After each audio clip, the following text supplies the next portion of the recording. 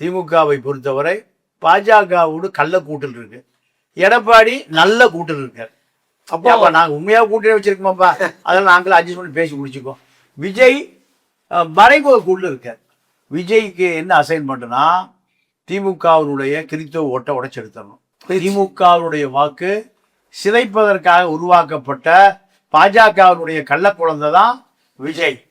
ஆதவரிஜினா கூட்டத்தில் 2 சமூக விரோதி அவன் அடிச்சுக்கிட்டான் போதையில். அதுக்கு ஸ்டாலின் தான் ஃபோன் பண்ணி அப்போ சோடா பாட்டில் உடைச்சிக்க, ஒரு குவார்ட்டரை அடிச்சுக்க, தண்ணி மிக்ஸ் பண்ணாமல் அடிச்சுக்க. இப்படி ஸ்டாலின் தான் திமுக ஃபோன் பண்ணி விஜய்க்கு பின்னாடி இது சொல்லிட்டு. திமுகவுக்கு விஜய் வரக்கூடாது என்பது நோக்கம். ஆனால் விஜய் செய்கிற எல்லாமே எப்படி திமுகவாக இருக்கும்.